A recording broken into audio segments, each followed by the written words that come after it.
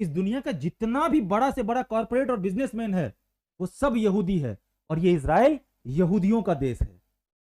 60 लाख की आबादी यहूदी की, और माना जाता है इस दुनिया की सबसे पढ़ी लिखी और सबसे स्मार्ट कौम अगर कोई है तो वो यहूदी है। तभी तो 60 लाख की आबादी पूरे के पूरे अरब रीजन को बेवकूफ पागल बना के रखी है। ये पूरा का पूरा अरब रीजन कभी भी झगड़ा की, एक बार युद्ध में एक साथ 6-6 देश को पीटा था, 3-4 दिन में खत्म कहानी। ये चीज ध्यान रखना। कभी तुमको लगे ना कि हम लोगों से कैसे बड़ा, मतलब छोटे संसाधन में कैसे बड़ा चीज अचीव किया जाता है, तो सीखना है इस इजराइल से। ये 60 लाख की आबादी कैसे दुनिया के बड़े बड़े ताकतों को आंख दिखाता है। अरे जितने बड़े बड़े कॉरपोरेट हैं जिनके मुट्ठी में तुम बंधे हो, वो सब का सब यहूदी है। और ये यहूदी का जो कौम है ना, बहुत स्मार्ट कौम है ये। अब आप सोचो आज के समय में कि आप इजराइल से कैसे लड़ोगे भाई। आप फेसबुक चलाते हो, आपका सारा डाटा है आप फेसबुक के पास, आपका मोबाइल में लोकेशन ऑन है, आप कहां जा रहे हो, कब आ रहे हो, क्या करते हो, कब आपका मूड खुश है आप फेसबुक पे पोस्ट करते हो ना, नाउ आई एम बहुत हैप्पी। कब आप दुखी हैं, ब्रेकअप हो गया, एकदम आप रील्स लगाए हुए हैं रोने वाला, फेसबुक को पता है कि ये बंदा अभी खुशी में है और अभी दुख में है, तो आपके इमोशन को ट्रैक कर रहा है और हमको पता भी नहीं चलता है। कैसे लड़ोगे तुम उस देश से जिसको 24 घंटा तुम्हारे बारे में हर चीज पता है कि तुम कब क्या कर रहे हो।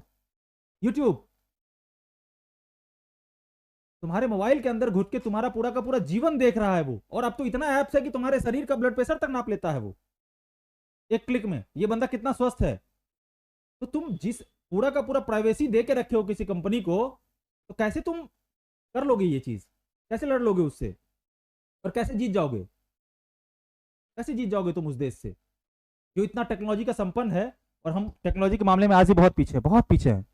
बड़ी बड़ी बात करने से हमारा विकास नहीं। माना कि हमने बहुत तरक्की की है, हम आजाद हुए, हम संघर्ष किए, हमने तरक्की की, इसमें कोई शंका नहीं है, लेकिन आज भी हम बड़े बड़े महाशक्तियों से बहुत पीछे हैं। अभी भी बहुत आगे जाना बाकी है। तो इसीलिए बोलते हैं मेरे भाई, जो भी हमारे बिहार बोर्ड के बच्चे देख रहे हैं, आप लोग बिहार बोर्ड टॉप करने के लिए मत पढ़िएगा, आप लोग इसलिए पढ़ने आइएगा ताकि चीजों को समझना है। और ये दुनिया बहुत बड़ी है, बहुत बड़ा है दुनिया, बहुत बड़ा दुनिया है। और इस दुनिया में इतना लोग और इतना संसाधन है कि तुम्हारे पास दिमाग होना चाहिए, तुम कुछ कर सकते हो, कुछ भी। एक सामान्य सा बिहार के एक छोटे से गांव से निकलकर एक लड़का लंदन के सड़कों तक पहुंचता है और वहां जाकर वेदांता जैसा बड़ा बड़ा ग्रुप खड़ा कर देता है। आप लोग नाम सुने होंगे ना वेदांता अस्पताल का, भारत का सबसे बड़े अस्पतालों में से एक। अनिल अग्रवाल नाम है उस इंसान का, आज 60 के एज में है, लगभग 60 के एज में। एक छोटे से गांव से निकलकर बिहार के इस दुनिया में अपना लोहा मनवाता है। तो कभी अपने परिस्थितियों से परेशान नहीं होना है, आप लड़िए डरिए, लेकिन हाँ सीखना है आपको। बोर्ड एग्जाम्स में टॉप करने के पॉइंट ऑफ व्यू से नहीं पढ़ना है, आपको इसलिए पढ़ना है कि अगर मैं इतिहास पढ़ने आया हूं तो मुझे इतिहास पता होना चाहिए। क्योंकि एक लाइन है, हिस्ट्री ऑलवेज रिपीट इटसेल्फ, इतिहास अपने आप को हमेशा दोहराती है। कई बार आपने देखा होगा, अभी हाल फिलहाल में कोविड-19 आया था ना 2020 में, कोरोना वायरस। उस समय में चर्चा हुआ था कि 100 साल पहले भी आया था ऐसा वायरस, उसके 100 साल पहले भी आया था। इतिहास दोहराता है ना। तो जब एक बार कोरोना वायरस आया तो हम लोग के साथ क्या रिएक्ट किए, फिर कैसे उससे निकले। अगर इतिहास में कभी ऐसा कोई वायरस आता है तो हमको पता होगा कि लॉकडाउन कैसे लगाया जाता है, घर में बंद कैसे हुआ जाता है, क्वारंटीन क्या होता है, मास्क क्यों लगाना चाहिए, सैनिटाइज क्यों करना चाहिए। और अगर कभी जो कभी देखा ही नहीं है, जो बच्चा 2020 के बाद पैदा हुआ उसको क्या पता कोरोना वायरस कैसा था, कैसा होगा, उसके लिए तो पहला बार है। तो जब तुम इतिहास पढ़ते हो, चाहे वो अपने परिवार का इतिहास हो, अपने गांव का इतिहास हो, अपने देश का इतिहास हो या इस दुनिया का इतिहास हो, तो तुमको पता होता है कि इतिहास में ऐसा हुआ है, आगे कभी अगर ऐसा होता है तो हमको ऐसे करना है। और वही लोग आगे बढ़ जाता है जिसको पता होता है। जिसको कुछ नहीं पता है वो मर जाएगा, जिसको पता है आगे बढ़ जाएगा वो। बहुत सारे लोग ऐसे हैं, आपदा में अवसर का नाम तुम लोग सुने हो। जब पूरा दुनिया आपदा में थी तो एक इंसान था जो इस देश का, इस दुनिया का सबसे बड़ा एजुकेशन चैनल खड़ा कर देता है। And he is no more than one, वो कोई और नहीं है, वो है खान सर। यार उस बंदे की डेडिकेशन देखो, सलाम है, बहुत इज्जत है हमारा इंडिविजुअल खान सर के लिए, बहुत बहुत बहुत बड़ा इज्जत है मेरे दिल में। क्योंकि उस इंसान की जितनी तारीफ करो वो कम है। वो जो दे रहे हैं इस देश को अकल्पनीय है। तो हमेशा वो गुरु तुल्य, भगवान तुल्य, गुरु और भगवान में कोई अंतर नहीं होता है, और मैं बड़ा फैन रहा हूं उनका। सोचो वो एक इंसान कैसे आपदा में अवसर ढूंढ लिया कि जब पूरा दुनिया कोरोना वायरस में परेशान थी, लोग ये सोच रहा था मैं मर जाऊंगा, मैं बचूंगा, परिवार बचेगा, लोग को छूने के लिए तैयार नहीं थे। वो इंसान खान ग्लोबल स्टडीज नाम से एक चैनल बनाता है और हजारों सब्सक्राइबर से लाखों करोड़ों सब्सक्राइबर तक पहुंच जाता है। क्यों?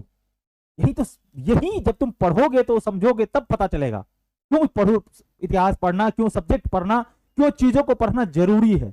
इसलिए नहीं कोई टॉप कर जाएगा, 10वीं में टॉप करके कोई बड़ा 30 मार्क का नहीं बन जाओगे तुम, कुछ नहीं होगा। कितने टॉपर्स का नाम जानते हो?